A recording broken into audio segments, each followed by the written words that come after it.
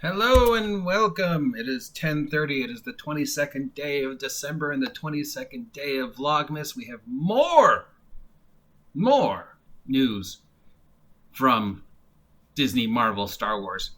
But first, I am your grumpy guide to all things gaming, the OGGM, with some more gaming geek news.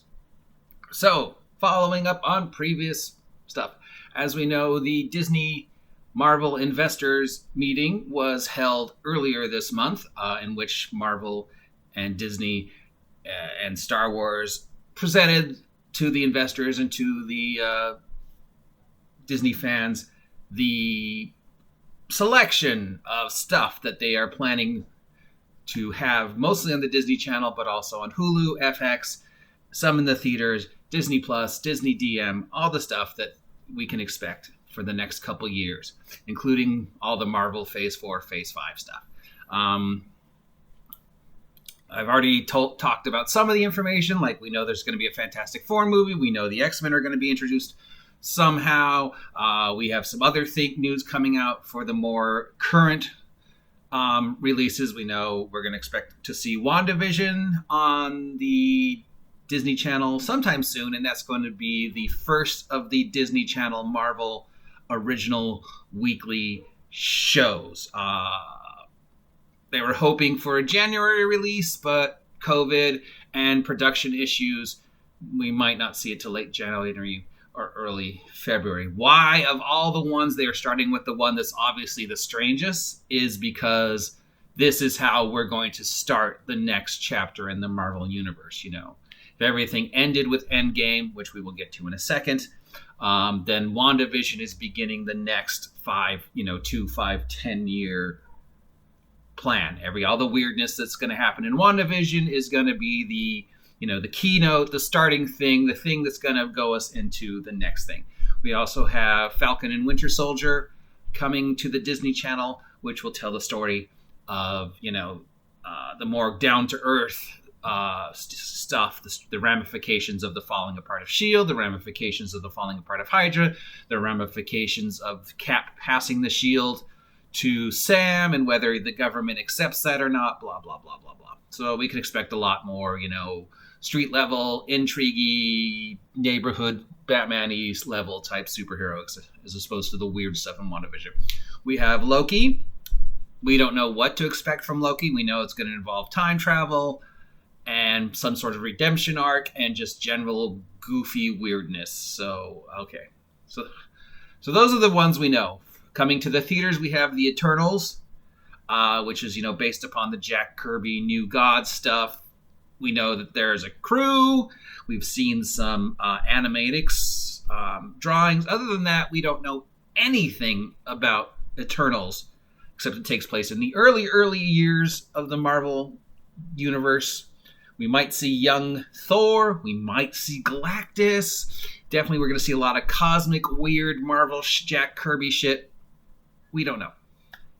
We know that we're going to see Shang-Chi and the Rings of the Mandarin, which possibly is going to take place during the 5-year gap. Again, martial arts, semi-mysticism, possible Doctor Strange, big, Asian audience. We don't really know much about it, other than it's going to, feature Shang-Chi, the world's greatest martial artist in the Marvel Universe. Okay. Thor for Love and Thunder is scheduled to come out sometime in the next year, 2 years, 3 years. That's going to detail Thor's adventures in space. It's going to do the female Thor arc. Natalie Portman will be playing Jane Foster again, and will somehow get her hands on the hammer for, I don't know, whether it's just going to be for the movie or for whatever. We don't know. We know there's a lot of negative attention attracted to that because, a lot just because of the bullshit. I think it's a perfectly fine story because Thor is not defined by the hammer. We've seen that anybody can pick up the hammer. Vision picked it up, Cap picked it up. Thor has a new hammer. He's trying to find his place in the universe to not just be defined by being Thor. So I think it's great. We're supposed to see Guardians of the Galaxy 3 sometime between now and Christmas of 2022. So Spider-Man, the third Spider-Man movie, They haven't. I don't know if it's either going to be called Far From Home or something like that. But basically, it's going to introduce the Spider-Verse. Rumors are we're going to have Tobey Maguire playing one Spider-Man in it. We're going to have, what was his name? Andrew Garfield playing a second Spider-Man. Well, of course, we'll have Tom playing the Spider-Man from our MCU. We might see Venom in it. We might see, we know, apparently we're going to see Doc Ock again. We're going to see Electro. We might see Kraven. We might hopefully see Miles Morales. So it's going to be, and Doctor Strange is going to play some role in it. So it's going to be introducing the Spider-Verse, the multiverse, which will, of course, also lead us into Doctor Strange and the Multiverse of Nightmares, which will come out of the tail end of WandaVision, the results of whatever Wanda did, the results of the Spider-Verse, the damage that has been done, the introduction of the multiverse, the introduction of the more cosmic-y Marvel stuff, Doctor Strange, of course, having to fix it. That will be the second, Doctor Strange movie. That should be awesome. I mean, it's Benedict, so anything he's in with. Support me, energy drink. I will sell out.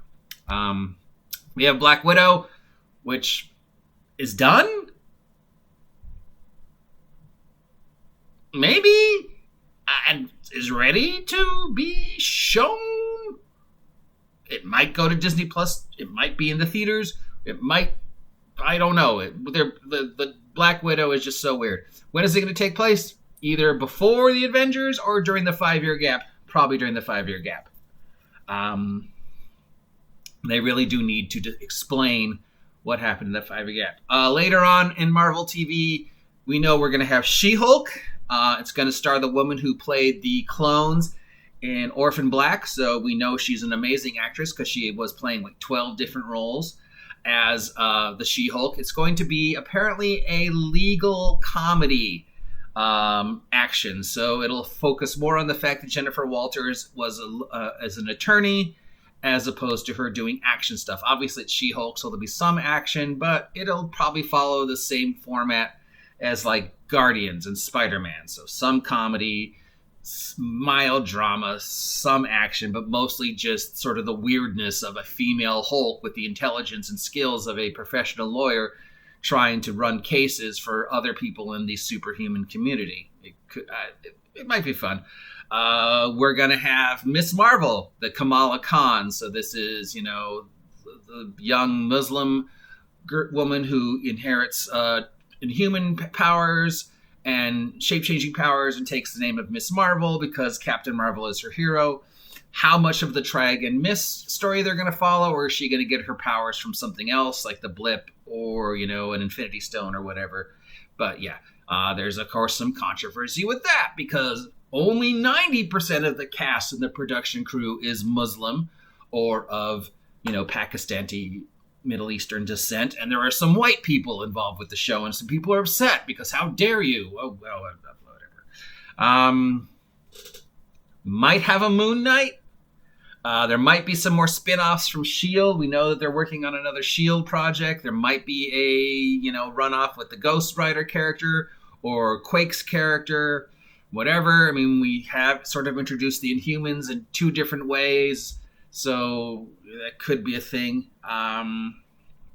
especially with the runoff from Eternals and the runoff from WandaVision and stuff. We have a new Captain Marvel movie, but apparently possibly Brie Larson is out. So it could be the Monica Rambeau Captain Marvel, or it could be whatever. But we do know we're going to have another Captain Marvel movie somewhere in there. We also have a Hawkeye show coming out, which should be the introduction to the lead into the possible Young Avengers show. So that'll feature Kate Bishop, the female Hawkeye, under the tutelage of Jeremy Renner's Hawkeye. More street-level adventures on Disney Plus. So we also know there will be another animated Spider-Man show and an animated Guardians of the Galaxy show.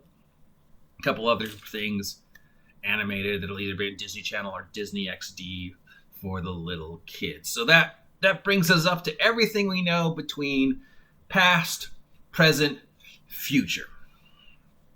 And we know that the villain in the next Ant-Man movie is going to be Kang the Conqueror, who is a time-traveling supervillain guy who is, believes that who exists at the end of time and tries to control time and, monitor time, but he's not a good guy. He's kind of more of a bad guy because he uses it also for his own benefits as opposed to just being a innocent, or heroic time person. So he's possibly going to be the main villain of the next arc. We also know there's going to be an animated What If feeling Utu or the Watcher. So this is going to be an anthology. It's going to feature like, what if somebody else was bitten by the spider instead of Spider-Man? What if somebody else got the super soldier serum instead of Steve Rogers? What if, she went left that day and didn't whatever? So, that one should be fun. So that's what we know. There was also apparently more stuff about Endgame, and we will talk about that in a separate vlog because this has already run way too long. So now that should bring us up to everything we think we know going forward with the MCU. Now, of course, take all of this with a grain of salt because we know Marvel lies. Because of spoilers, because of scripts leaks, because apparently Tom Holland cannot be trusted without letting stuff go and, spoiling things on like Jimmy Kimmel and stuff like that. Marvel lies. They lied about stuff in Infinity War. They lied about stuff in Ant-Man. They lied about stuff in Endgame. They would show one thing, and then when you actually saw the production, it was completely different. They would say one thing was coming out, and then it turned out they were doing something completely different. So post-internet, post-YouTube, post-spoilers, post-paparazzi, post, script pages getting stolen, whatever, Marvel and Disney have adopted this policy of maybe what we're saying is true and maybe what we're saying is a smokescreen and we're really doing something else. So this information is 85-90% accurate. But again, because of the past few years, we do know that they have been throwing smokescreens up and false leads and false productions. So there you go. I hope you enjoy this content. If you do enjoy this content, comment down below. If you are planning on unsubscribing from the OGGMM Adventures, let me know why, because I cannot fix it if you don't tell me what's broken. Talk to you Disney fans later. Wakanda forever.